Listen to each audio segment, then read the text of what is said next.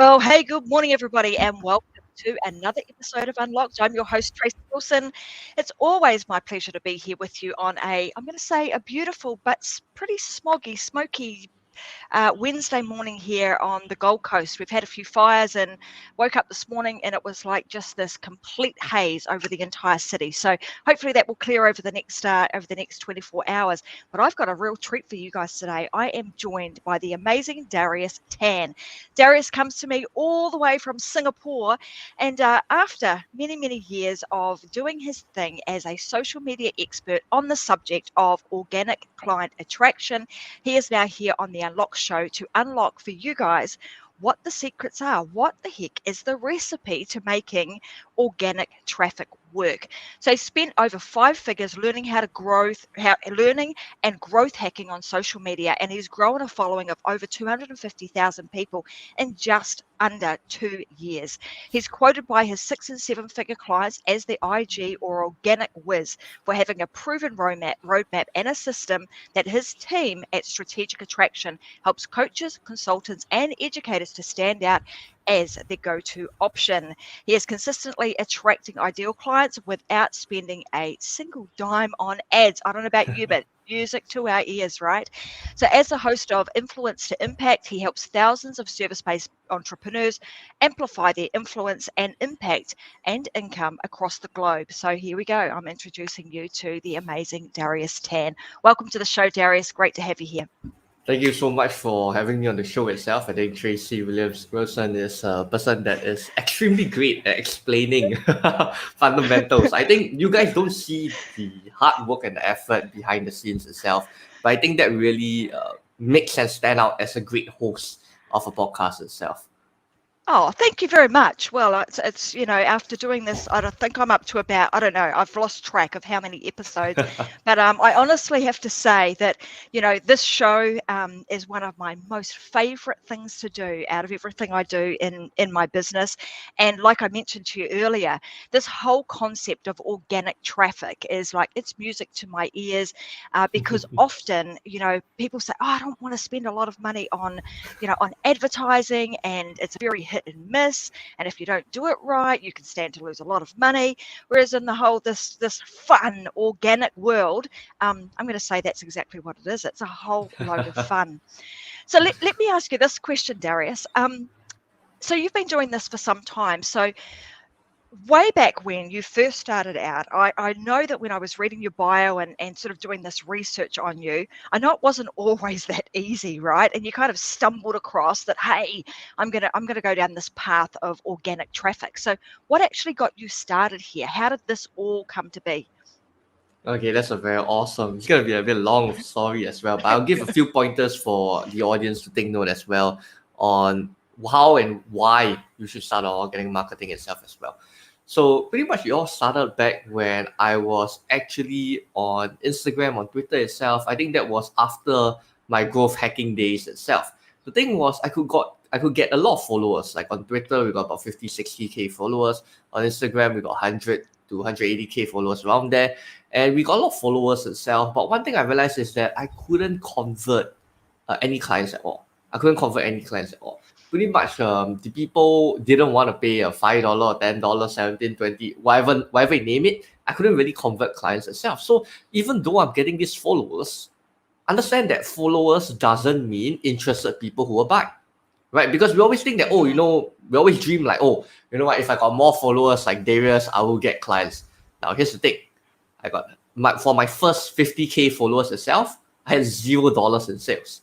First 50K followers, $0 in sales. So if you're still waiting, to get more followers in order to get clients, now that's the ultimate myth ever.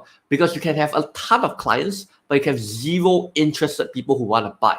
You can have people who are interested, but that doesn't mean that they're willing and able to take out cash from their wallet and want to buy from you itself. Now, of course, back then, I don't think I was very good with marketing and very good with a lot of things as well. So obviously, I was upgrading myself and spending a ton on courses and seminars. That's what I said.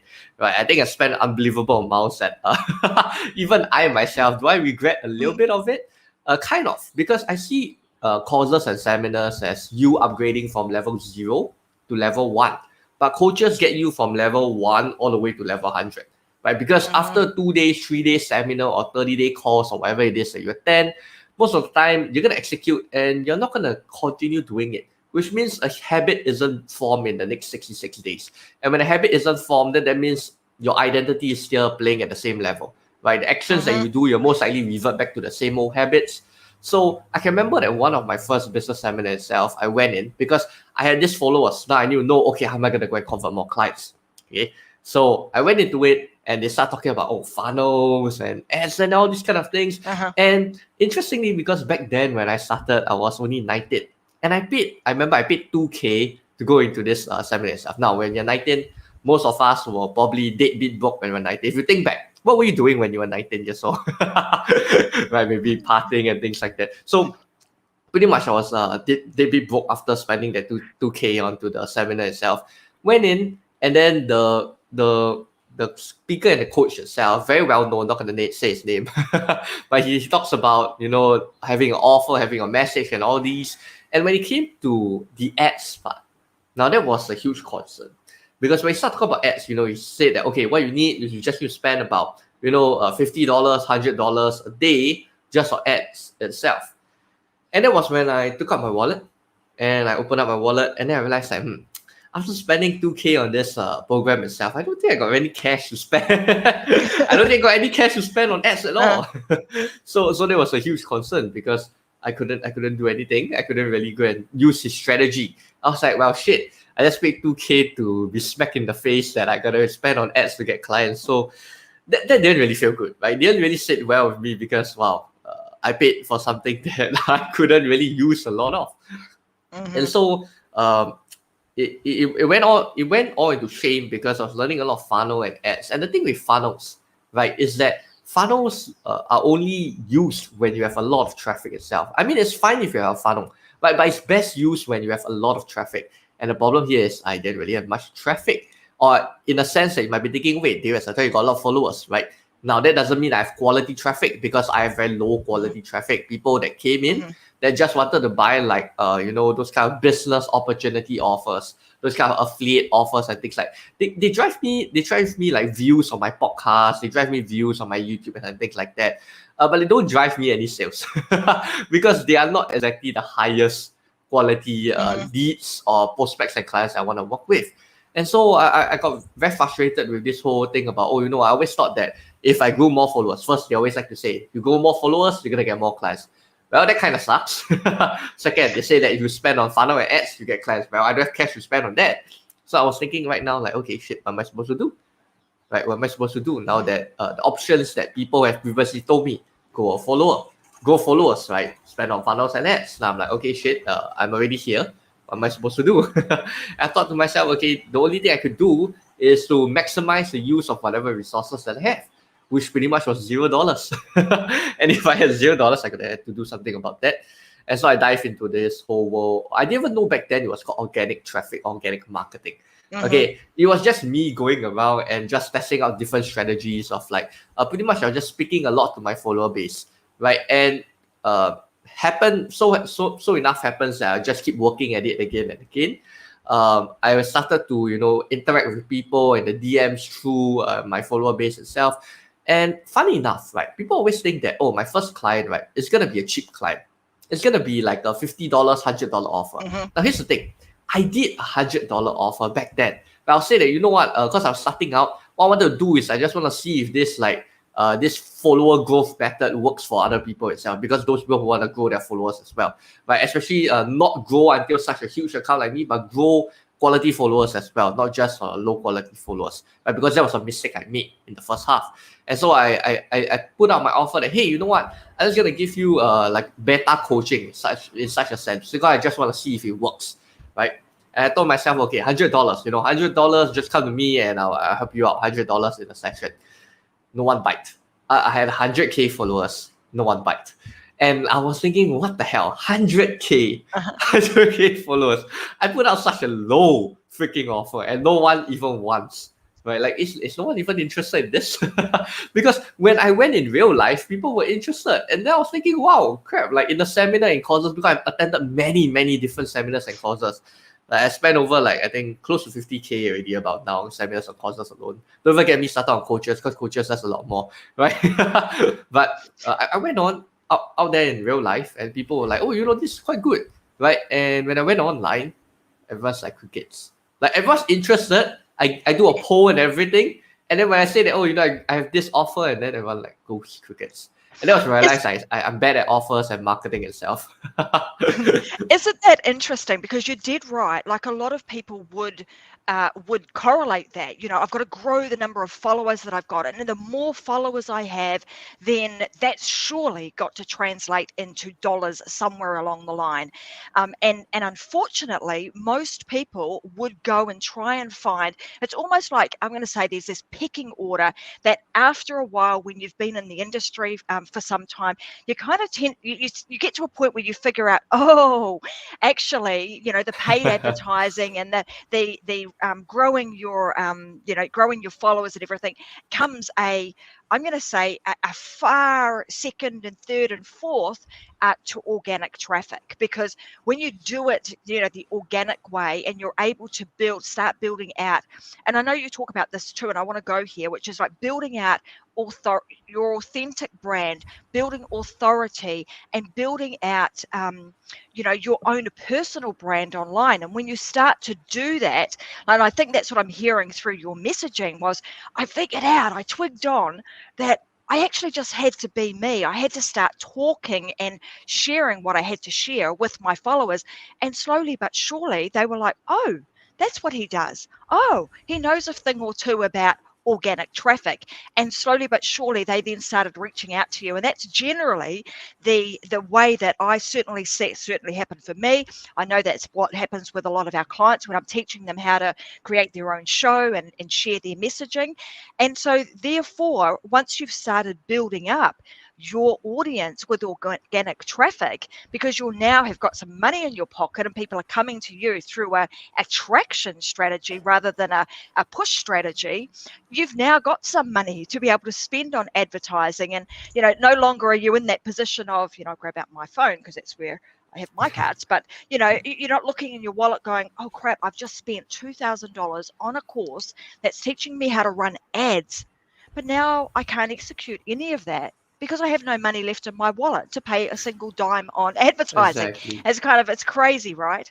So I also understand that it's really interesting because I've been to many, many seminars like you. So I've heard a lot of gurus talk, and one of my favorite people, Myron Golden, he talks about the sort of, you may have heard this too from Myron, he talks about sort of the levels of people, and like you were mentioning, you had come up with this offer that was like, I think it's mind-blowing. I think it's going to be amazing. You've got 100,000 followers online. Let's just, throw the bait out there and see what happens. But unfortunately, when we're just focused on growing that, and I don't know what your view on this is, but when you're absolutely focused on just growing an audience through followers, you're actually you're not always attracting the right type of people. And he calls it like, and I may not have this quite right, but it's something to the effect of, you start by attracting the freeple people, which are not ever going to pay anything from, they're not going to spend a dime. They just want all of your information for free. Then you've got the cheaple people who are going to spend maybe a few bucks to get, the information that they want, but they're not really going to spend too much more. And I'm going to call them the meeple people, which are kind of like the mid-range people that, they might spend a little bit more, but they're also kind of fishing elsewhere. And then you've got the preple people, which are the premium people who are like prepared to spend the money, invest the time, the effort, and the dollars to actually get a very specific result.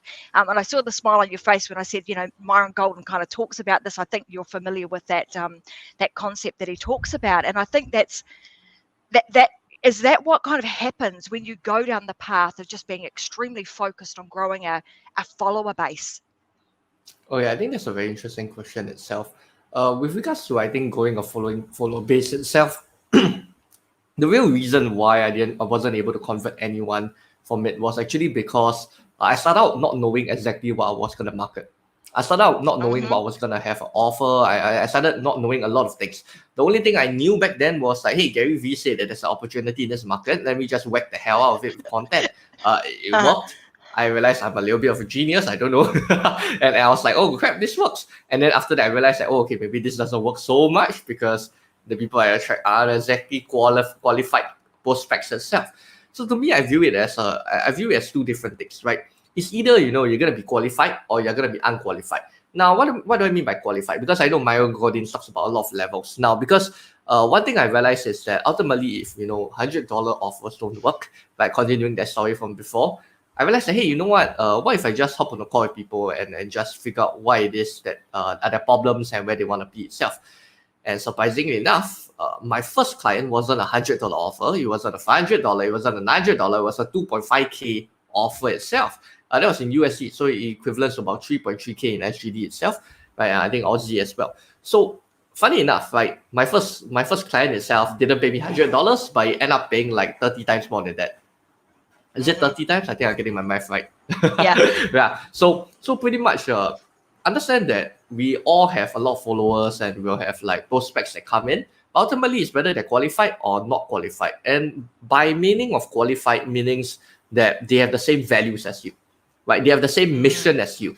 They have kind of the same vision. I won't say exactly the same, but they know where's their journey and where they want to go towards. And now you're best positioned to help them when you have already been on the journey before. That's my ultimate criteria. Because if you go back and look at all the clients that you serve and you hear their story out, most of them have a similar story to you itself. Now, what do I mean by story? It means that maybe you had moments where you felt like you were silenced. Then you realize that, hey, actually all of your other clients also felt silenced at a period of time, maybe by their family or by their people itself. That's not my story. That's my friend and my client's story itself. But everyone else have their own different story itself. And you will start to attract people with similar origin stories. That's one thing that we don't realize. That we always think that, my origin story is my origin story. I'm special, I'm unique, right? But the truth is there are some elements in your story itself that will resonate and will click and will be the same for other clients itself. For example, for me, I attract clients that have been burned by seminars and courses itself. Well, you want to guess why? Because I mean, pretty much I already said it, because I've been burnt by programs and courses as well, right? And the kind of clients I also attract are people that previously at one point of life, they felt like they were helpless. They felt like they keep on working on the same thing again and again, but they couldn't do anything about it, right? They felt like at that point of time, they wanted to help that one person, or they wanted to do that one thing, but they felt like they couldn't do it as well. So that's the kind of clients I attract itself because of my own origin story, which I think will be too long for this 1 hour show itself. But I'm not going to go deep into it. But understand that when it comes to qualified clients, I look into three things. I look into their mission, I look into their values, and I look into what's their origin story itself. Usually back in time itself, like what I say, they have moments of elements that are similar to me. And the thing is, we don't attract people who like us. We attract people who are like us. Right? And when we understand that we work with people that are like us, that's when we work and enjoy our best moments with them, and we get the most results from them. Why?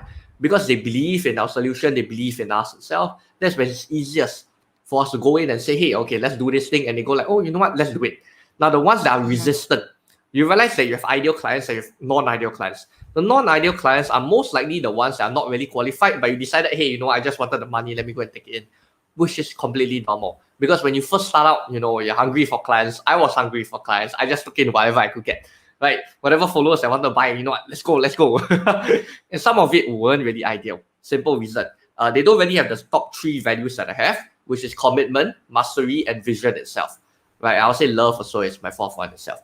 And if people aren't committed to the process and they don't see themselves staying in the same industry for the next 10 years, I realize I don't really work well with them. Because I need someone who wants to be at the top of their field. Because to me, it's not about, let me get you from level 0 to 1. Now, I'm going to get you from level 0 to 100 all the way. Right? And that's through ultimately organic traffic itself. And that's why I think like with our case studies itself, we got people from, 3K to 30K a month, from 1K to 20K a month, all these kind of stories itself. The reason is very simple. Because people are committed to the mastery itself. And more importantly, they have a vision. They have a vision of where they want to be 5 years, 10 years down the road. And you realize that whatever I said so far is really just based on values. It's really just based on values. And it's not about, whether ultimately a lot of people like to say, they must have a very big problem. They have to have an urgent problem. Yes, sure. These are very important because you should never work with someone that doesn't have a problem. Then pretty much they have no urgency to buy. They have no desire that they want to buy at all, right? But ultimately, it's not just about the problems and their desires for me.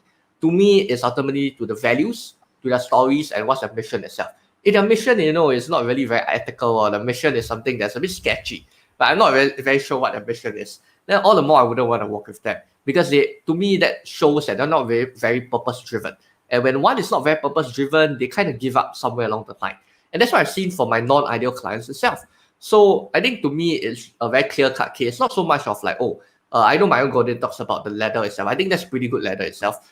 To me, I think it's a very clear-cut case of whether they're qualified or they're not qualified. If they're not qualified, I don't want to work with them. And I don't really serve in terms of low-ticket offers to me, because most of my cash is made through high ticket. And that's where most of my time is. And that's where I just have to focus on the one thing because it's doing very well. And that's ultimately what we focus at. So I mean, if you're doing low ticket offers, sure, but I'll say that isn't really making the best use of your organic traffic. Because when it comes to organic traffic itself, you don't really have a lot of traffic to begin with. Unless you have a podcast and you have thousands of followers, and somehow you build a follower base, kind of like what we've done itself. Then sure, then good. You know what? You can do a lot of low ticket. But even if you can see, right, I don't really dabble or dive into low ticket. Simple reason. If you're gonna sell like a $7 offers, it takes you like, I don't know how many how many purchases does it take to do It's like about a the same 2.5K? amount of time as it would take you to sell a $7 offer as it would take you to sell a $2,500 offer. So, there's the logic there, right? Exactly. It's like if you can sell 2.5, why would you sell 7?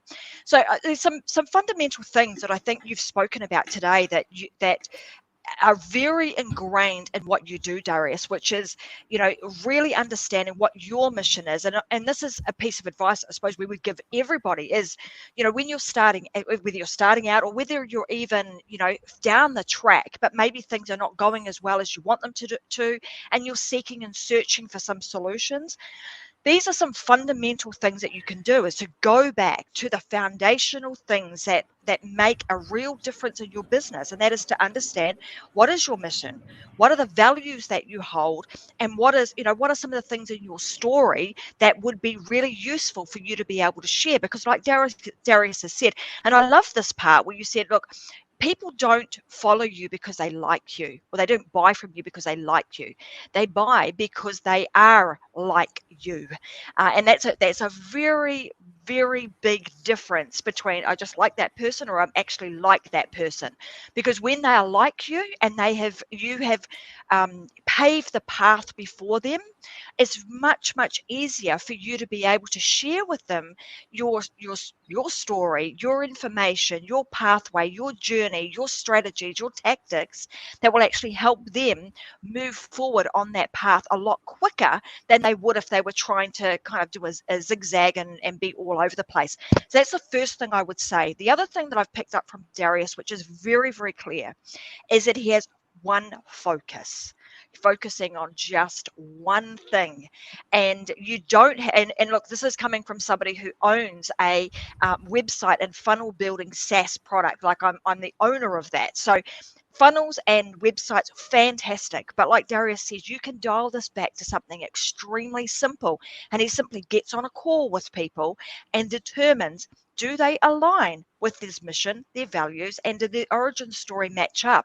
If it's a match, you move forward. If it's not a match, well, you can sever the ties. You can maybe point them in another direction for somebody else who is better suited to them, and allow them to go on a journey with somebody else who does have those same mission, values, and origin story that they want and that they need to be able to propel them forward. Otherwise, you're going to find yourself in a bind, because you're dealing with clients that are not aligned to you, and they always take more time. It's that is it the Paradio's is that calculation where he says 80-20, 80% of your time actually gets spent on mostly your unprofitable clients, and 20% of your time gets spent on those really profitable ones. So we need to make sure that we make the switch on that. So now I want to go to you mentioned in your conversation that we had earlier and in your bio that and I gather this is because you've been burnt by this, but there was a time where you said, I'm never going to touch ads again in my life. Like organic is the way to go. So let's go down the path of maybe why that is the case and what are some simple steps that people can do to help them get on the pathway and create this organic traffic that makes such a difference. Like what would the steps that they would need to take? What are some of the things that they can do maybe even this afternoon straight after this conversation that they can actually just go away and start implementing? Because we know, like you mentioned earlier, most people will go away to a rah motivational seminar, learn a whole lot of stuff, do it for a couple of days, and then it just peters off and never to be seen again, and then wonder why they haven't got, wonder why they're looking in their wallet and it's the cupboard is bare, so to speak. So what are some of the things that they can do today? Okay, Ken, awesome. I think I just answered the question you had previously before that as well. You're asking why is it that got me to never touch ads again, right? So ultimately, that became my mission. That became my mission, right? Because I realized that, I didn't have cash to get ads. I mean, now I'm in a very, very good position to hire multiple agencies and things like that. But I'm not gonna hire multiple agencies instead. But in fact, I got friends that do Commerce Club winners itself, and I always tell them that, you know what, if I ever not have this mission, which I'll never not have, but I'll still have this mission all the way until I die, right? So the thing is, if I never had this mission, I'll probably easily pay 3 to 5K itself to an agency, help us agency to run me ads itself. But the truth is that then that becomes a little bit easy. The journey becomes a little bit easy. Why? Because pretty much you have heard a lot from people, right? From 0 to 6 figures, you can go and hit organically, right? From 6 to 7 figures, yeah, maybe you want to go and start using ads to scale from 6 to 7. That's a lot quicker and a faster way itself. And then from 7 to 8, I'm not sure if you heard anyone that did organically from 7 to 8, right? I don't think I heard someone like that in the industry as well. You can tell me if you do. And so I realized that, hey, you know what? If the market doesn't have anyone that did totally organically from 0 all the way to 8, I'm gonna be the first person. And the truth is that the easy way out for me would just be to let me go and spend on ads. Since I already got capital itself, I want to amplify this, right? I can go and spend on ads itself. And instead of creatively looking at what I have and to take the boundaries and push the boundaries even further. And that's when I realized that I knew what my mission was. My mission was to really make sure that all the other experts out there who are teaching or whatever it is, but at the end of the day, you've probably seen, right, a lot of experts in the market, and some stick around for a few years, some stick around for decades. And you can tell the huge difference between those that stick around for decades and those that stick around for years. The one that stick around for years, most likely they just copy whatever the people in the decades do, right? And then they just try to make up their own strategy and their own thing itself. And then they try to dabble around, get a few clients, and then they realize, oh man, it's not sustainable. Why? Because a few weeks they have a client, a few weeks they don't have a client at all, right? And then there's no predictability in the business itself. And one thing I always say is that if you don't have predictability in a business, it's not a business. It's a side hustle. If your business isn't boringly predictably getting clients every week, it's not a business, it's a side hustle. It just means that you're testing out a ton of different things and not working on what you said just now, right? 20/80, which is not focusing on the needle movers that makes the biggest difference in your business itself. So to me, at the end of the day, my mission was quite simple. I want to hit from 0 to 8 organically itself. And to me, it was making sure that everyone else in the market raised their standards. Because to me, I realized that the reason why I got burnt by certain experts or causes itself is because their strategies are kind of outdated, right? They kind of sit at the top. And because they're all the way at the top, it's not like someone's going to challenge them and go like, hey, you know what? You're going to raise your standards at the top itself. Now, I know other people have the mission of like, oh, let me go and create a ripple effect by helping people at the bottom so that the people at the bottom can empower themselves and they help other people as well, right? That's usually the mission of most people itself. And I realized that, okay, you know what, the bottom doesn't really work. Why? Because if at the top, right, we have so many people that are teaching things that aren't exactly very relevant, things that may be a little bit outdated, they don't go and update their course every single year. They don't really have very high standards because once they hit that point, they become a little bit, I won't say complacent, but I'll say that, you know what, they kind of find it as, okay, I think where I'm at, I got some successes for my clients, some not successes for my clients. I win and take, right? I'll win and take. I'll lose some, I'll win some myself. To me, I want to make sure my clients always win. And that's why I can't say I have 100% client results because I'm legally binded not to say that. But I have a 99.9% client results rate in terms of whatever they invested with us itself. And the reason is very simple. I want to make sure that I raise the standards of the industry, of every industry itself, and make sure that the leaders at the top will continuously re-innovate and reinvent a greater and higher standards for their whole business practice and their strategies and the techniques that they go about teaching a lot of their clients itself. So that became my mission itself. And then going on to what you can do organically, right? Because you talk about few steps, right? I think first of all, now linking back to the whole mission itself, when you understand what your mission, and you might be thinking, wow, okay, Darius, your mission seems pretty bold itself. Instead of targeting the people that are starting out, you're targeting all the leaders at the top, right? And that's why I always love to work with people that are higher than me even, because that's when I know that they want to challenge their standards and raise to the next level. I'm in for that as well. And so a lot of people always think that, I need to have a very grand and bold mission for me to start. Now, I'll say you won't need a grand and bold mission itself, but you do need some sort of mission. The reason why you embark on the journey. My question will be like, why is it that you embark on the journey in the first place? Right? And when you know what is your values, you know your mission, you know your stories. I think there are multiple things as well. You know what your beliefs, right? A few things I'm not touching on, vision as well. Right? I think if you know these 5 things, vision, mission, purpose, values, beliefs, 5 things I always touch on. Then that's when I'll say the easiest thing for you to go about doing is to go about posting content, right, based on these 5 things.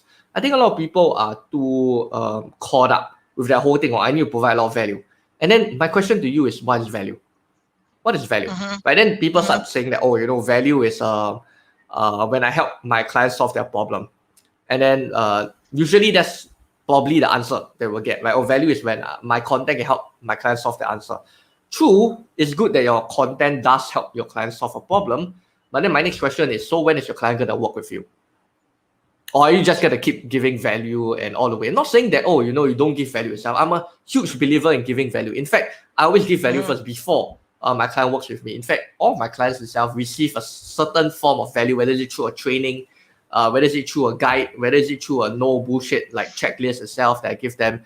And pretty much before they join me, they receive some form of value. Now, I'm not saying that, don't give value. I'm saying that in terms of the value that I'm giving, how valuable it is. Because a lot of people think that, I put out content and it's super valuable itself. A lot of people are going to read it and a lot of people are going to take action. Yeah, think about it. When was the last time you look at the content and you go like, shit, this is so good, and you decided like, you know what, I'm gonna go and take action right now and I'm gonna keep doing it again and again. Tell me if you have ever had an experience like that. Most likely not. Most likely not. Maybe you get inspired a little and you got an idea and maybe you execute once and that's all you get from it. Right. And that's what ultimately you get from it. And that's why, to me, I think the greatest pity will always be us thinking that, hey, you know what, if we put out a lot of content, people are going to get freaking inspired, they're going to get mind blown, and they're going to take action. In fact, the worst performing posts, right, for my clients and me itself, every time when we go and look at it, are those, right, where we try to blow the minds of our audience itself. We try to be really, really smart. Right? We really want to like deliver them a lot of value, give them a huge and great insight itself. And then the content just totally bomb.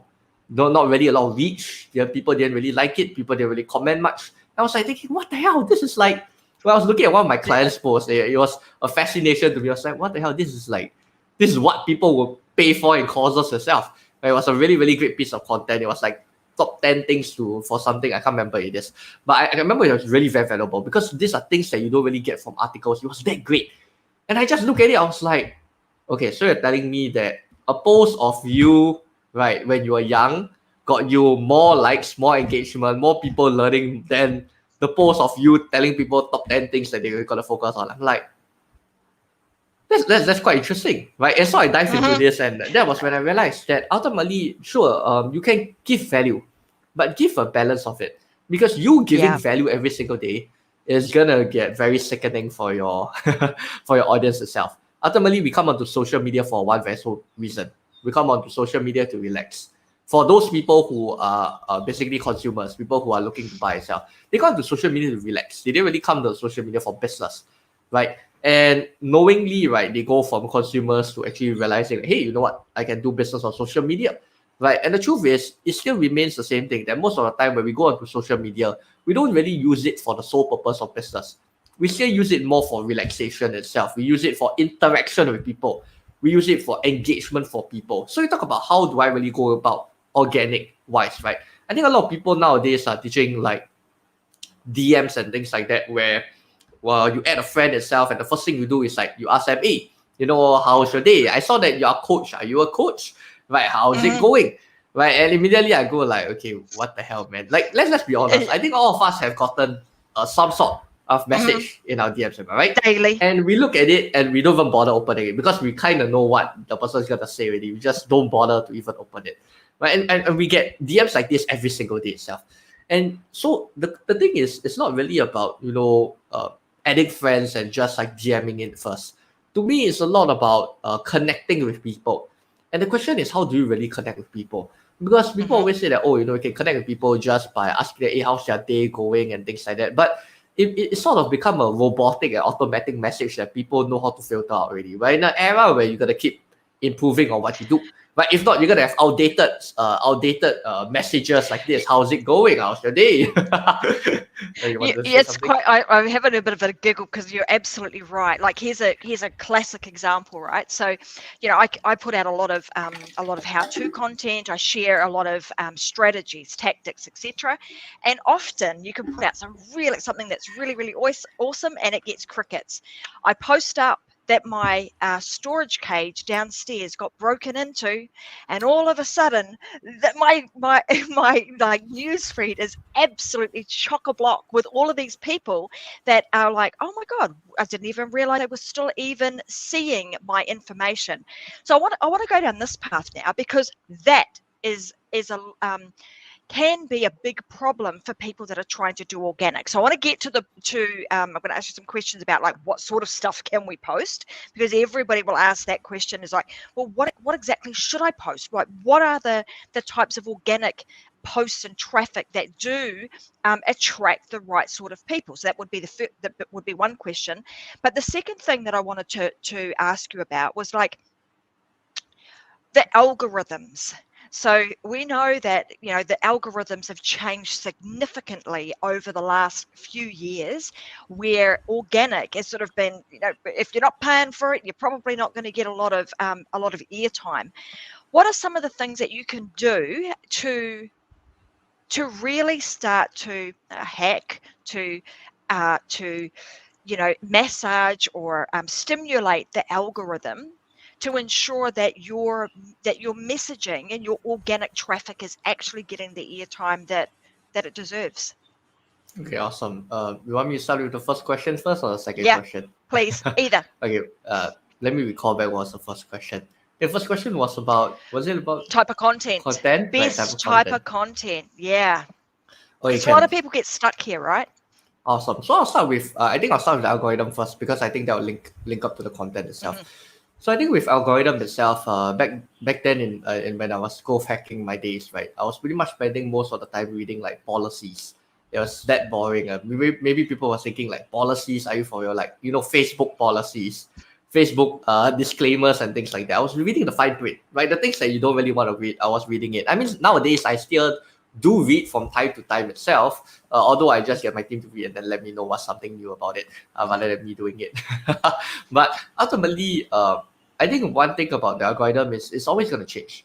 It's always going to change. You're going to ask me, every single podcast is going to ask me, what's the new updates for the algorithm itself? And I always got something new to say. And the truth is, who knows? By the time maybe you hear this podcast, you watch this podcast, Facebook, Instagram, LinkedIn, they decide to come out with a new algorithm and they say, hey, you know what? I heard what Darius say, and I'm gonna change the algorithm because he said it. Right? I mean, I have no idea what the social media platforms are gonna do, because it's not controlled by us. And a lot of times, I realize that when focusing on the algorithm itself, we're focusing on something that cannot be controlled, and something that cannot be controlled by us. And I always like to look at what can be influenced, what can be controlled, and what cannot be controlled. And the truth is, algorithm cannot be controlled by us itself. We have little influence over algorithms itself. People might think, oh wait, aren't you able to influence a little by doing some things that algorithm wants? That's kind of true. But then my next question is, would you be willing to do it? Okay. For example, let's say in terms of Instagram, because we get quite a lot of client results in terms of both Instagram and Facebook are our biggest lead generators and client results that we get as well. Let's say in terms of Instagram, The thing that's working most right now is Reels, which is the Mhm. equivalent for TikTok.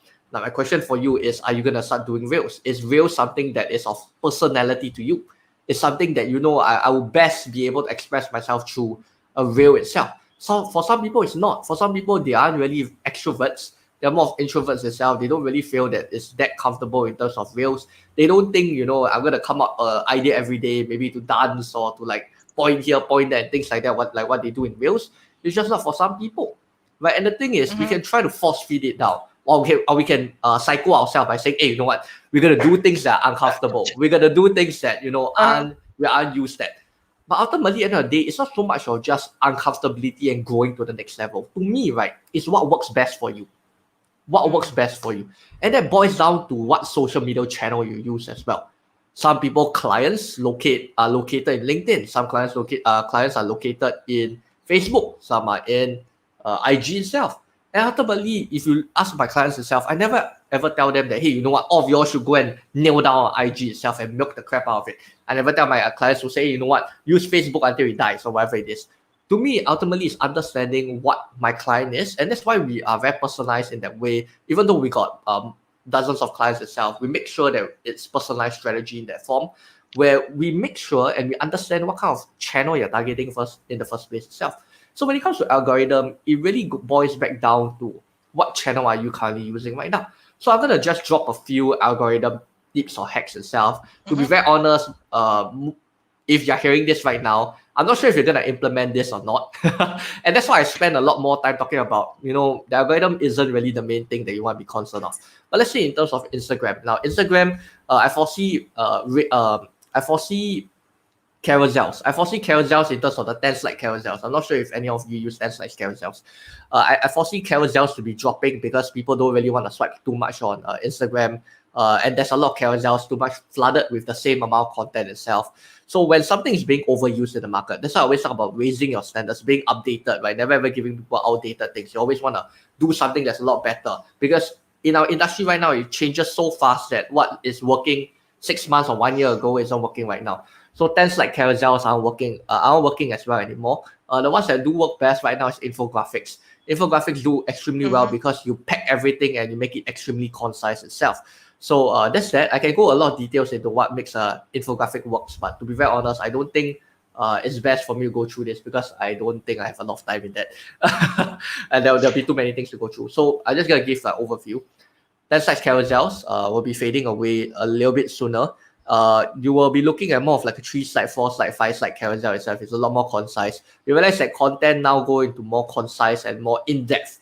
Right. The question right now Mhm. is how can you make something concise yet in-depth? Why? Because we have so many content coming out on social media. The worst thing that happened was when COVID hit, the people that you didn't see on social media suddenly start appearing onto social media. And what happened Mhm. next? They started posting content on social media, and you realize that they post a lot of mediocre content. And when you realize that they post a lot of mediocre content, what happens? The whole social media feed is flooded with mediocre content. Everyone's just trying to copy each other. It's a copycat flood. Hey, I see something great, I'm Mhm. gonna copy this, and everyone else just keep copying one another. And I'm like, well, okay, this is a huge flood itself, right? Ultimately, nowadays it's all about how can you make it concise and you still can make it in depth at the same time. And ultimately, Mhm. another point is also to take note is in terms of entertainment, which I think in terms of entertainment is a little bit harder to do because you really have to understand your personality and how you interact with others.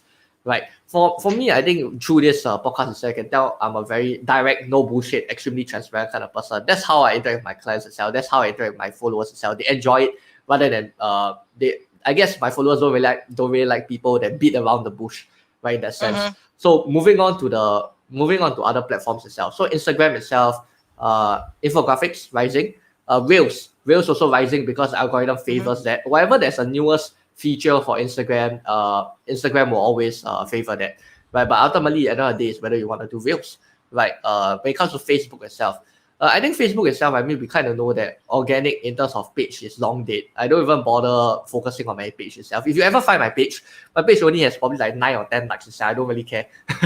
And I've been thinking, holy Mhm. crap, this guy like builds a 6 figure business, multi 6 figure business just without a fan page. Yeah, you don't need it. A lot of people tend to get too obsessed over details that don't matter at all. And so ultimately, to me, in terms of Facebook itself, focusing on Facebook profile I know that a lot of people are going Facebook groups Mhm. and communities itself. It's getting a bit saturated in that sense itself. I'll say, sure, go ahead and build a Facebook group and community itself, but know what your priorities. Once again, know what your priorities. Know where your audience and where your clients are hanging out.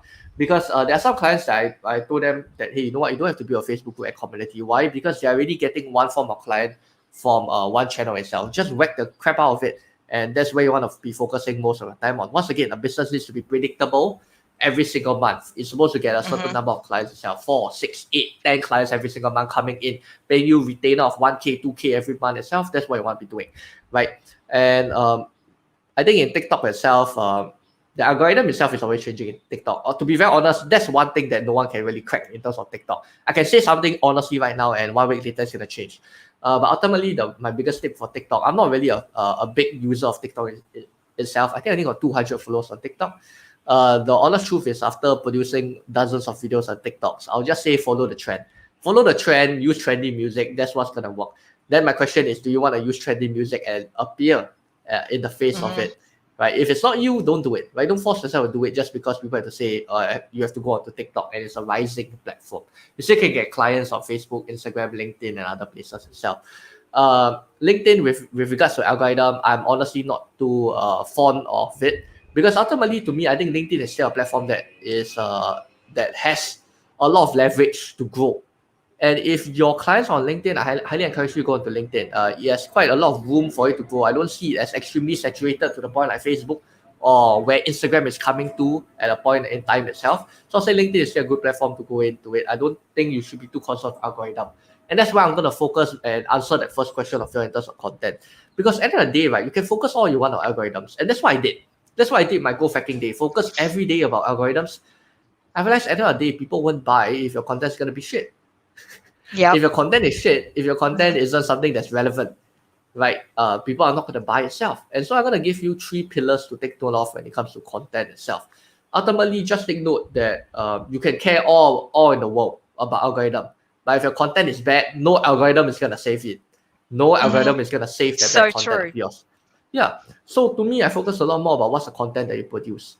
And to me, it's also not about the quantity of content, but it's more of the quality. Now, I heard a lot of people, I know a lot of people argue about, whether it's quantity and quality itself. To me, the reason why I say it's quality is very simple, right? If let's say right now you yourself are doing content creation, I don't do content creation anymore, but if you yourself right now you're doing content creation, you want to ask yourself, how many hours do you want to be spending on content creation itself? And how many clients is it generating for you? Okay, most likely, if it's not generating clients, it's because of the content that you put out in the first place. But if you're producing one content every single day, if you look at my Facebook page, once again, my Facebook profile, I post like 1 time a week itself. How am I able to get clients every week? But if you look at Instagram itself, Instagram I post more often. Instagram I post about 3 times a week itself. I think my schedule is 3 times a week itself. Right.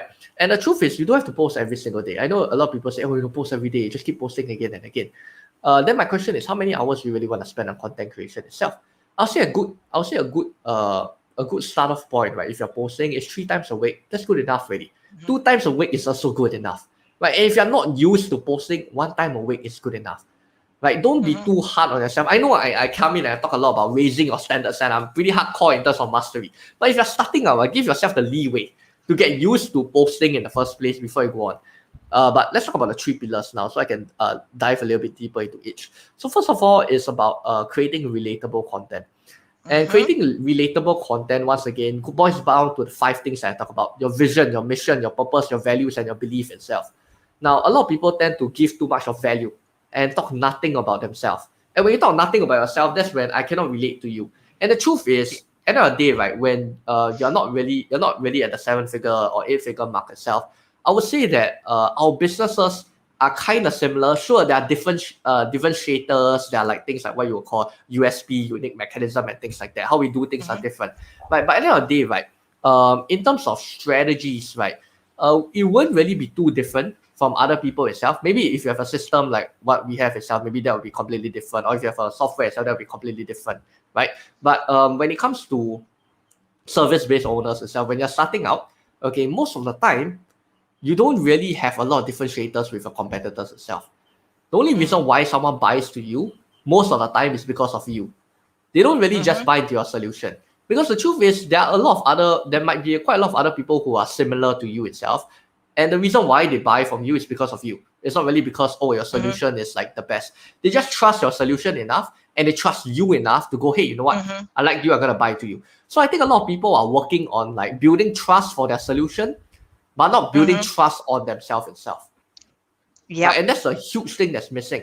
And so if you're missing the components of vision, mission, purpose, values, and belief itself, and you just keep talking about, hey, 3 things to do, hey, 3 tips, hey, 3 resources, hey, 10 things to do, hey, you know what, this is what you have to do in your business, man. And you just keep talking about value. Sooner or later, you will have people just scrolling past your post because they look at it and go, okay, it's kind of, I kind of see this too many times. Becomes vanilla, same. Yeah, it becomes vanilla itself, right? And that's the truth. The truth is that at the end of the day, if you don't talk about yourself itself, no one's going to talk about you. If you don't talk about yourself, no one's going to talk about you. You might be thinking, oh wait, but Gary Vee always tells me value. Now think about it. If you look at Gary Vee's content, a lot of it are his stories. A lot of it are his day-to-day happenings. A lot of it is him sharing his values, him sharing his beliefs, things like, oh, college is shit, you shouldn't go to college. Those are his beliefs. Right? And those people will say, hey, college is shit. They will agree with him and they'll go like, hey, you know what? Well, Gary Vee is someone I look up to. Why? Simply because we have similar values, similar beliefs itself. Right? And when we have similar values and beliefs, it's a lot easier to get a client that way. It's a lot easier to close as well. The clients that are easiest to close are the ones that have similar values, similar beliefs in that sense, and they want to work with you because they go, hey, you know what? I'm like you. Let's go on a journey together. Right? And you don't really have much conflicts. You don't have disagreements. Why? Same values, similar beliefs. I won't say we always have same beliefs. We most likely have same values, but we won't always have similar beliefs. That's one thing I'll say, because beliefs are something that everyone have kind of different, sort of the same, but a little bit different in terms of beliefs itself. But values, most likely will have the same values itself. So that's one thing when it comes to content, creating 5 of that in terms of relatability and relevancy. Second thing is in terms of building value content itself, like what you talk about. And building value content is simply, to me, it's about 4 things to talk about. It's about moving people, about beliefs about your solution, moving people about beliefs of solution. That's one thing. And moving beliefs about themselves. Moving beliefs about themselves. Not about us, but themselves itself. I think these are 2 value hitters that you want to hit. Simple reason is that a lot of people are always trying to move people into like what kind of belief that they want to have. For example, I want them to believe that they can do it. I want them to believe that they're going to use my service to do well. I want them to believe that they have to, for example, for me, I want them to believe that they're going to do organic marketing and traffic itself to hit 6-figure and multi-6 figures, right? And people always look at, okay, let me push them to this belief. And they try to create content so we can push them to the belief. But a lot of people don't understand that beliefs are not made overnight. Beliefs are not made just on one post. And the truth is, we're trying to build a belief when we haven't even destroyed their current belief at the moment, their current limiting belief. I'm not saying destroy empowering belief, okay? Don't go about destroying other people empowering belief. But whatever false belief that they have at the moment, they do have a set of false beliefs. And people are too focused on what kind of belief that they want to have, when you should be starting from the point of false belief. Just think of it like bricks, okay? In order for you to build a new building, you currently have an old building that's kind of worn out and it looks like it's going to collapse. Your whole goal is to make sure that you collapse the building itself first. Because if right now, I haven't collapsed this building, I can't build another building. I'm not able to build another building. Right? So understand that in your post itself, you got to destroy the limiting beliefs first. Rather than try to keep on pushing them, oh, okay, you know what, you gotta believe in organic marketing, you gotta believe in organic traffic, you gotta believe in organic system. This is the best thing for you. That's pretty much what people will push again. I'm saying in my context, but this is what people will keep pushing, right? But first of all, you have to understand the concepts of building buildings, right? If you want to build a building first, you gotta destroy the old building. You gotta destroy the old and not say very useful building. And when you destroy that false belief, that's where you can start building another belief. And one thing about belief is that we do not build beliefs on like a 1-day basis or 2-day basis. It's based on a period of time. And this is what I call perceptions. The more number of times you give them a perception of what they should believe in, that's when they can build a belief. A belief is stacked, right? based on the number of similar perceptions that they see again and again and again. For example, let's say we go into McDonald's itself. Just imagine if the first time you go into McDonald's, right? You go into McDonald's and you eat a burger. You eat the burger itself and you realize that it's bad. What happens now? Your belief is that, oh, this McDonald's burgers is bad itself. This is your belief right now. And then your friend comes in and say, you know what? The McDonald's burgers are pretty good. And you go like, maybe. And then you realize that it takes off one brick away from your power because it's slowly dismantling. And then maybe a few other friends come on to you and say that, hey, actually McDonald's burgers are pretty good. They're not that bad. And realize that, oh, okay, maybe I got a false perception of what I had previously. And now this belief that you previously believed of is kind of destroying itself. And then you start to build a new one. When you start building a new one, right, what happens is that now you're going to go into McDonald's again. Then the question is, what happens if McDonald's still serves you a burger that's bad? Oh, damn, you're going to go back to having an even stronger false belief itself.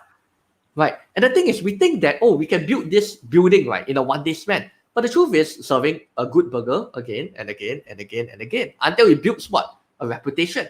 You build a reputation for yourself. You build a reputation for clients itself that, hey, I'm pretty freaking great at what I do, and I'm sure I can get results with you itself. And you know what? If you believe in what I do itself, let's work together.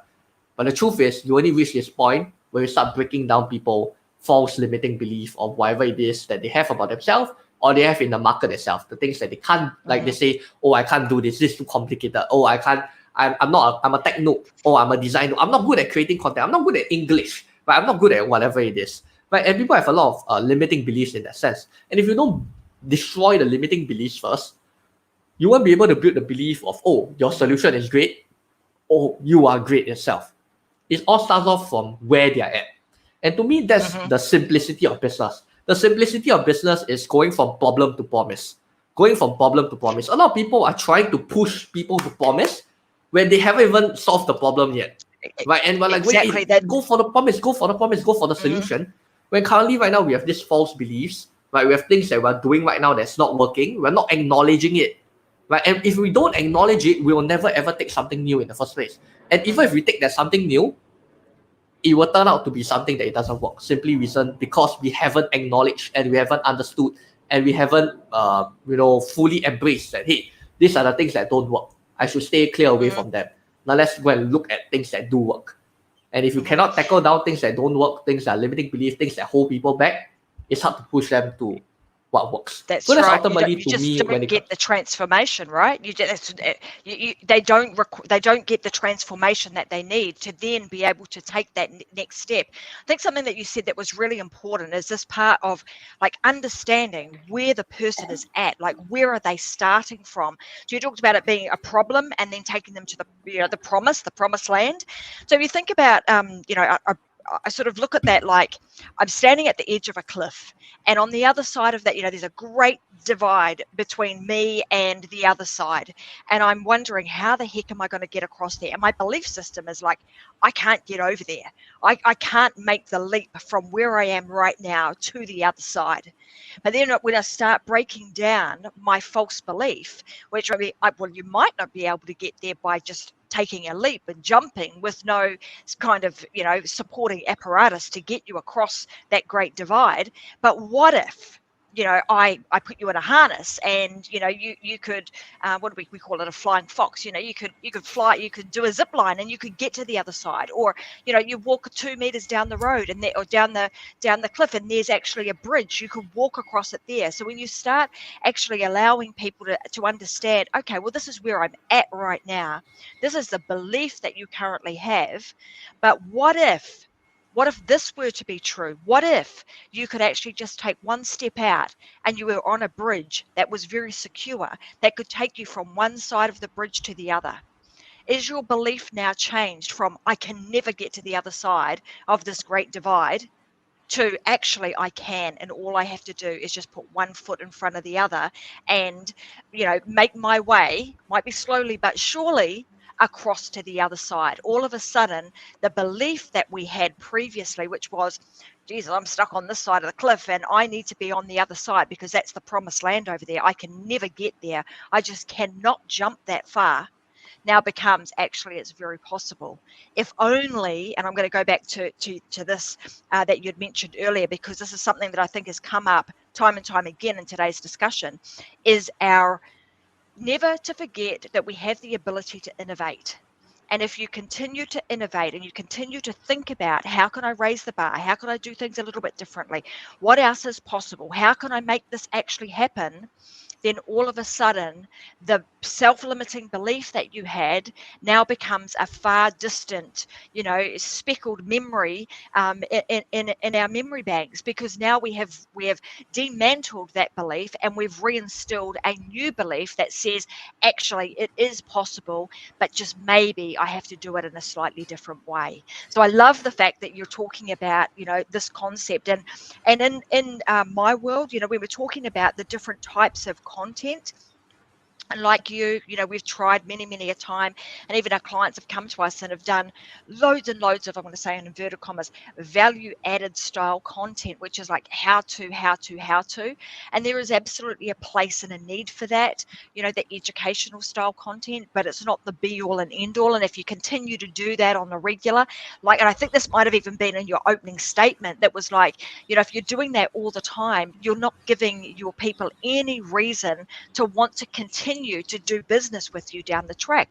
Why? Because you're just going to keep fronting up and giving them everything that they need on a platter for free, anytime that they want it. And we all know that when you do it that way, most people just don't, they consume it, but they won't implement it. Very, very big difference. And therefore they don't actually get a result. So that's the first piece of content that I talk a lot about, is like, is the how to, but making it educational and just having it, a portion of the time, 30% thereabouts. Then the other that you've just spoken about is what we would call belief adjusters.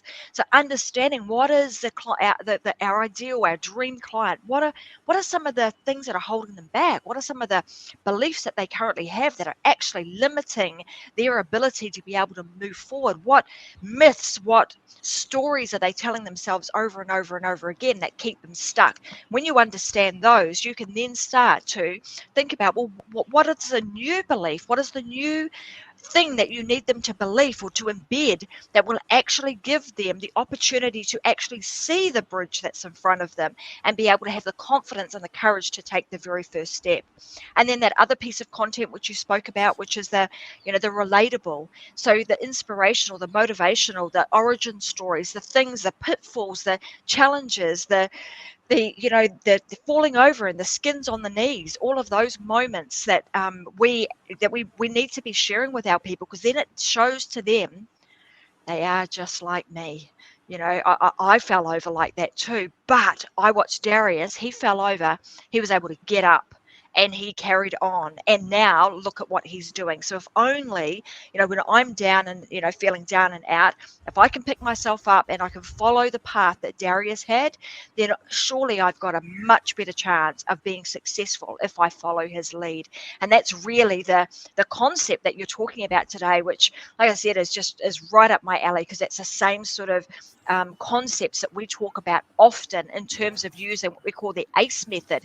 So building your authority, building content that's really connects with your audience.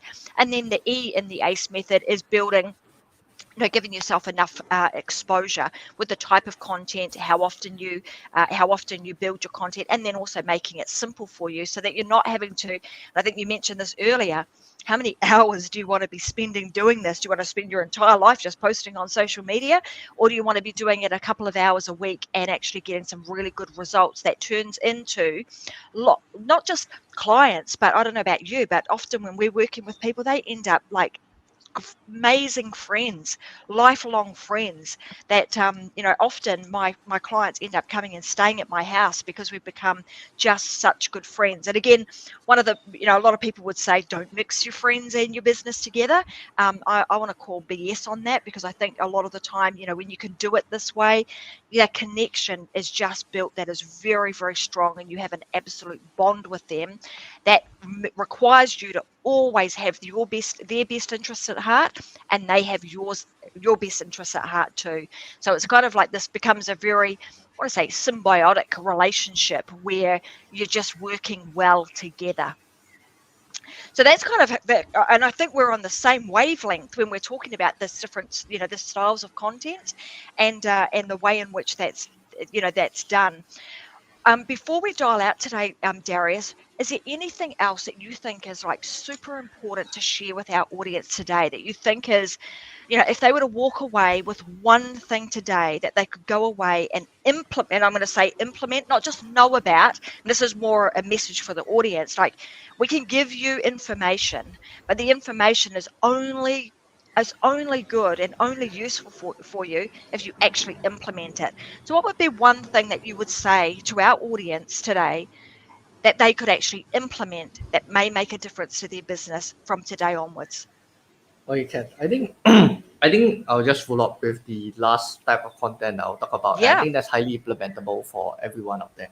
So I think the last type of content itself is what we call trustworthiness.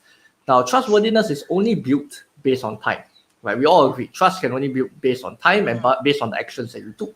But ultimately, we realize that trust is based on two scientific effects itself. First of all, it's called a repetition effect. Second of all, it's called the network effect. Okay, I'll explain the repetition effect first. Now, understand that when it comes to building a new memory, when you want to build a new memory of what Tracy is like, for example, I never met Tracy before. So currently, we have neurons in our head, and in order to form a new memory, it requires one neuron to connect with another neuron. This is what we call a neural connection itself. So, for example, creating a new memory is pretty much having an old memory linked to a new memory. For example, right now I know Tracy Wilson.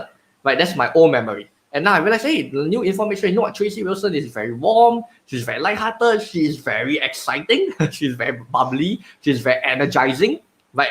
And so that's where I realized, hey, I got new information about Tracy Wilson. And then maybe another new information like, hey, you know what, Tracy is really a really good podcast host. Tracy Wilson has like scripts in terms of like her podcast itself. You can see that she's very well prepared when it comes to interviewing her clients herself and her guests itself. Right, and so I realized, hey, I got new information about her. And the thing is, the more I can see this same information again and again, the stronger the neural connection will be. Just think of a neural connection like a light. When I hear it one time that, hey, Tracy Wilson is good at this. Now, if I hear it another time, there's another line and another line again and again. Now, I talk about not, repeating how-to value content again and again. But the truth is that in terms of value content, I think there's a lot of things to talk about when it comes to value. And you'll never run out when it comes to how to and value content itself, right? Because you've got so many things that you want to share with your clients. So I'm not too worried about that. But when it comes to talking about your vision, mission, values, purpose, values, vision, mission, purpose, values, and beliefs itself, there is no short or there is no lack of repetition in that.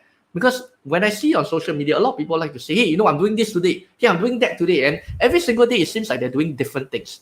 And at the end of the day, right, if I look at a very good measurement is if I look at your past 7 days on your stories itself, Facebook stories, Instagram stories.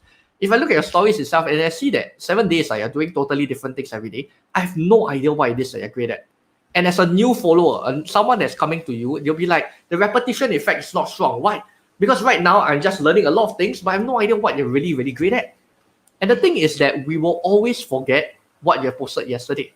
For example, if you're going to ask your follower, just ask one of your followers now. I'm going to ask 10 of your followers. Ask them, hey, do you remember what I posted yesterday? They'll be like, they won't remember. Simply because why? It's something that was yesterday, it's something, a new information. And the truth is that if you don't use the repetition effect of creating the same neural connection again and again and again, basically saying that, hey, I'm very direct, I'm very transparent, I commit to mastery. Commitment, mastery, vision, and love is 4 very important values of mine. And instead, what I do is I talk about my top 20 values, top 30 values. I talk about things like kindness or things like empathy. Right? Sure, they are my values itself, but that isn't my top 3 to 5 values itself. And if you're focusing on too many things, that means this is what I call a AOTP syndrome. You're all over the place. Okay, you're all over the place, and in your client's eye, they go like, okay, I have no idea what you're doing. And this is when another law comes in, the law of average comes in. Why? Because when someone looks at you, they're going to take the average perception of who you are in the first impression. And if they realize that you're doing so many things, they're going to go like, okay, so what does she or he actually do? Right? Like, what is he actually really, really good at? And so the truth is that every single day, right, people are scared. People are scared to post on stories. So I'm getting to the point of how to. Right? People are scared on like, how do I go about posting on stories? Should I post something different? Should I post something new? Should I post something that's really exciting, like to show my life is good? The truth is, just show whatever they are doing on a daily basis. One, repetition effect. When you keep doing the same things every single day. For example, my followers know that I journal every single day. Journal morning, night. I have a shit ton of planners. I bought like 1 year planner itself. But my followers know that I learn every single day. My followers know that I show up for my clients itself. My followers will see my client results every single day because I keep posting it. I would say every single day, but almost every day itself. I try not to flood too much of it. But they'll see it again and again on my stories, and they'll see that I'm just doing the work in and work out. Simple reason, because of repetition effect. People need to trust you and your solution, and the biggest way to trust is repetition. Repetition that, hey, I am committed to my mastery. Every single day I'm learning, every single day I'm implementing, every single day I'm out in the trenches for my clients itself. What I don't want to see is you going about, hey, you know what, I'm relaxing on a nice beach and everything, you know. I mean, sure, that's good. That's good if you have your vacations and things like that. But as a client itself, would you really want to work with someone that every day is on the beach? So then your question is, okay, so when does this person actually work? Right? Yeah. And people get too concerned about, oh, you know, it becomes too boring because I just keep talking about, oh, work again and again and again and again. And the truth is that if you don't do it, people are going to forget about it. People are going to forget about it. 1 day, 2 days later, they're going to forget about it. 3 days, 4 days, 5 days later, they're going to forget about it. That's why I say that repetition is key. Second thing is network effect. Now, network effect basically states, right, that when you have when you understand and you learn multiple new things itself, that's when you realize that you have a stronger connection. And this is what we call neural networks. Right? For example, right now, I have, for example, back to the connection of Tracy Wilson. Right? Back to Tracy itself. Let's say I realize that, oh, she's a good podcast host herself. Then I realize that, hey, you know what, Tracy actually now, she's friends with her clients. And then I realize that, oh, actually Tracy has a blog. Tracy has this. Tracy's friends with this person. Tracy does this thing. Tracy exercises every 5 p.m. Tracy goes to the gym at every 5 p.m. or whatever, things like that. And I realized that I know more things about this person itself. And when I know more things that are connected to whatever new information it is, and it's repeated over time, that's when it forms a neural network. Why? Because it becomes trigger mechanisms. For example, let's say right now I think about, oh, you know, gym. Hey, let's go to the gym at 5 p.m. Hey, you know who does gym at 5 p.m.? Tracy does gym at 5 p.m. What happens then? You become top of mind. So understanding the top of mind is two effects: the network effect and repetition effect. Now, when I talk about network effect, then people will be like going, hey, wait, Darius, I thought you said don't talk about too many things. Yes, I said don't talk about too many things. But I talk about the key activities that you do on an every single day basis. For example, if you hit the gym at 5 p.m. every day, you do it. If you journal every single day at 8 a.m., you do it and you post a story about it. It never gets old. I have one of my clients himself every single day. He just posts himself at 5 a.m. and literally the sky is dark because I mean the sun hasn't even rise. Literally just post about the time and say, hey, good morning. Have a very, very great morning, people. And the thing is, everyone all look forward to that. Why? It kind of sets off a routine. People go like, hey, you know what? This is how he lives his life. He's a person that wakes up at 5 a.m. itself and then he just posts himself. And that's how his day goes. And every single day he goes about going to the gym. And after that, he gets his workout done. Then he serves his clients. And then he have his team meetings and everything like that. People kind of understand like what his life is like. And people understand what his values, mission, vision, purpose, and beliefs itself. The 5 things that we talk about. And the truth is, the more we incorporate things that we do on a daily basis, I'm not saying that, oh, talk about every single thing, right? But talk about the key activities that you do on a daily basis. That's when you start forming a neural network in people's mind itself. For example, if people are going to think of like, hey, let's talk about organic marketing. So they think of like, oh, Darius is pretty good at organic marketing. Organic traffic, oh, Darius is pretty good at organic traffic. Now, it's the same thing when it comes to how to. Too many people are talking about too many things, right? A lot of people say, oh, you know what? I help people do their offer. I help people do their sales. I help people get better in this, that, and a lot of things. To me, I'm very clear. Organic marketing systems. Do I talk about anything else? No, I just talk about organic marketing systems. Am I good at sales? Yeah, I mean, our clients and our closing rate is above 50%, but I don't talk about that. Organic marketing systems, that's it. Every single thing is linked back to organic marketing system. I don't go about telling people, hey, go and build your offer. Hey, go and do do on like your LinkedIn. I'm not sure what LinkedIn Live or whatever it is. To me, it's very clear. I go at organic marketing. I'll just talk about organic marketing every single day. And if you go and deviate and talk about because you think that, hey, you know, I'm good at a lot of things. Sure, you can be good at a lot of things, but then you are seen as your clients as all over the place, or you're seen to your prospects as all over the place because you keep talking about so many different things. What you do? Oh, you're interview host. Oh, you're also actually you have a YouTube channel talking about something else. Oh, you actually have a LinkedIn that's talking about something else, and everything is like all over the place. You're talking about multiple different things. Get clear on one thing. If let's say the one thing that you do is help people build their podcast and monetize from it, just talk about that. That's it. Every single day, talk about the same thing again and again and again. That's how people know that you're committed to the mastery. For me, I'm very clear. If I'm searching for a coach and mentor, because I'm ready to pay 30K, 40K easily, right, for my coach or mentor itself.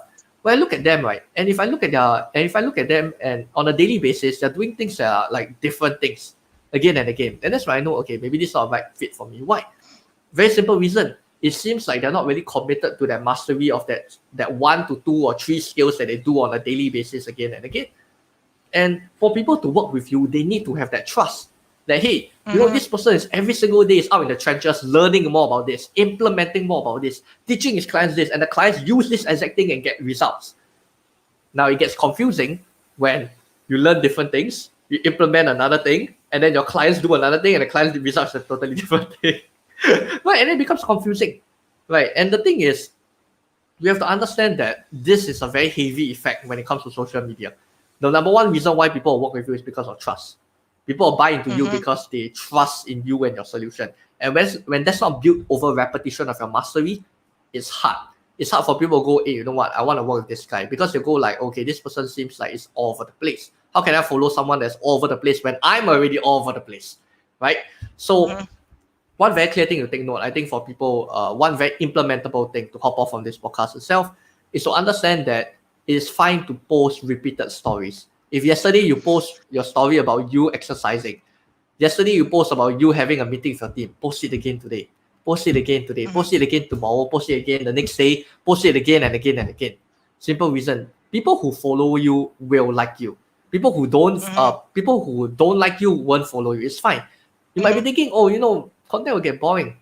If it's boring for some people, then maybe they're just not the right type of people that you want to serve. That's it. Okay. So just stay true to who you are and keep repeating the same. Keep repeating in terms of the key activities in your stories. I'm not saying repeat your how-to and your value content, just to take note, because I know I talk about at the start. Don't keep saying the same thing. But I'm saying that when it comes to your values, mission, vision, purpose, and beliefs, when it comes to your stories, the key activities that you do every day that shows these 5 things itself, you want to incorporate it every single day. And it's very important to get clear on it, because a lot of people aren't even clear what they do on a day-to-day basis. Ask people, what's your routine like on a day-to-day basis? You go, in the morning I just wake up at like 8 a.m. and then I do some journaling and then that's it. I just go and do work. They're like, okay, that's it. Like nothing else. What do you do in your work? But what's the work that you do on a daily basis? I'm quite sure it's very similar work that you do on a daily basis. Am I right? You hop onto your client calls, right, at a certain point of time, right? And then your clients get results on a weekly basis. They declare their wins. It's on a certain point of time as well, right? And these are things that are repetitive on a weekly basis. Because why? We live based on patterns, right? If you understand NLP, we live based on patterns. And we are always in this cycle of doing the same thing and again and again. And one very fascinating thing I realized is that 90% of the thoughts that we have today is the same of yesterday. 90% of the thoughts that we have of today is the same of yesterday. And so when we keep repeating the same thing and again, we're just getting people to understand that, hey, these are the same thoughts that I'm still having. I'm still upgrading the same thoughts itself. I'm just upgrading it to a higher level. And that's exactly why you should work with me, right? And ultimately, to me, I think the biggest takeaway they can get is to keep repeating in terms of your 5 components of who you are and talk about the key activities that you have on a daily basis. Because I have clients who literally converted 5 figures every single month, more than 10K a month, just solely through on stories. No post on the main feed at all, with 1,000 followers. 1,000 followers purely on stories, no main feed posts on Facebook or Instagram for 3 months straight. 3 months straight, 5 figures a month itself, solely through on stories. So if you're thinking to yourself, it's boring, well, let me tell you what, results say otherwise. To me, I'll just look based on the data and the results. Let the results speak for themselves. Yeah, fantastic.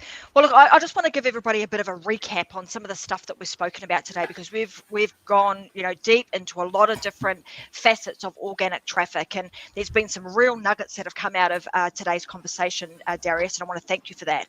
So the first thing, guys, I think I'm hearing loud and clear from Darius is to really understand, what is your mission, your vision, your purpose, purpose, your values, and your beliefs. Because once you understand those, then they are just going to lead into so many different areas in your business in terms of you being able to find the right clients that actually fit you, so that you have a really good alignment. Secondly, they make a fantastic suite of content that you can share, sharing on a regular basis your mission, your vision, your purpose, your values, and your beliefs, so that people can align with that. The other thing that I've heard really clearly from you today is being very specific about where you want to be. So, pick your platform and really focus on that. And I'm going to say the other thing that I think you just dropped a bit of a value bomb just a couple of minutes ago, which was around stories. So just utilizing stories. And even if it's just, you make a commitment today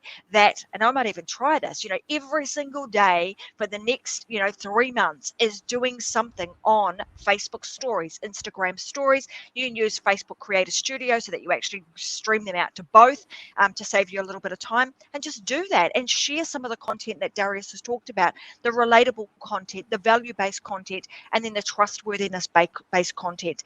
And let's just see what happens with that. I would love to be able to get them back, in 3 months' time, and maybe some of you guys that have actually implemented this, we can give them some feedback on how we actually went with our stories. And the other is just get going. Don't be so hard on yourself. Just realize that, you've got to start somewhere. And a good place to start is just with one post, even if it's just one a week. Then you go to 2 a week, then 3 a week. And before you know it, you can get yourself a really solid content system and process that you do on the regular every day. And like he's also mentioned about, is forming those habits, forming the habits that we do on the regular to re-embed a new way of living, a new way of doing your business. And when you do that, you then start to create some level of scalability, predictability, and profitability in your business over the long term. So I want to say thank you very, very much to Darius for being here today. I know he's got a little something that he would like to give away, so I'm going to pop it up in a banner right now. So for those of you that would like some additional training from Darius, you can head on over to strategicattraction.com/training. Go there and you can download some of the training that Darius has got on his website that is available for you guys free to be able to get access to that. Go ahead, Darius. All right. Just wanted to share another thing. I think Sure. just updated itself. Right now, we're actually doing bi-weekly trainings in our Facebook group itself. So if you want to join our Facebook group, just go to strategicattraction.com/roadmap. I think that's an even better way to start. Awesome. Yeah, because ultimately that. we're gonna give you value right up front in that community itself. Literally, I talk about the stories right just now. I go a lot more in depth in our community in terms of the repetition effect, in terms of the network effect, and I talk about the exact stories that this client of ours posts that got her a ton of sales from there itself. So if you guys want to have a more in-depth training in terms of that, we have trainings bi-weekly or every month itself. Go ahead, hit down there, because that's pretty much based on whatever our client results have. We just break it down for you guys itself. I love it. Thank you so much, client. Those breaking down those case studies are always super valuable, because you can see, like, in the moment exactly what's happened. So guys, strategicattraction.com/roadmap is the place to go. And that way you can stay up to date with what Darius has got going on. And he also has his podcast, which is called, what's the name of your podcast, Darius? Influence to Impact, but we're actually going to change our name to Strategicpreneur. But I wouldn't be too worried about that itself. Mm-hmm. So head on over and just you can also download his podcast on iTunes and a number of different places. And if you want to download the Unlock Show, we are also on multiple different podcast channels, including iHeartRadio, iTunes, Stitcher, so on and so forth. There's a whole bunch of them that you can find us on. Every Wednesday I stream live, usually with a guest, and in the once summer is over for the US, so in October we'll be starting back with our Friday sessions too, where I'll be sharing a lot more how-to and inspirational type stories to really get you going, to help you build your influence and authority throughout 2021 and 2022. So I want to say thank you very much for joining us today on the Unlock Show. I'm your host, Tracy Wilson, and it's been my absolute pleasure to host Darius Tan today from Strategic Attraction. And I hope to see him around again sometime. And like I said, maybe we get him back in a few months' time and just do a bit of a check-in on you guys, because we're all about accountability here too. We want to make sure that you not only get the information, but you implement it. So I'll see you guys again for another episode of The Unlock Show, 10 a.m. Brisbane time, right here on Facebook and also on YouTube. So thanks very much for joining me, and bye for now.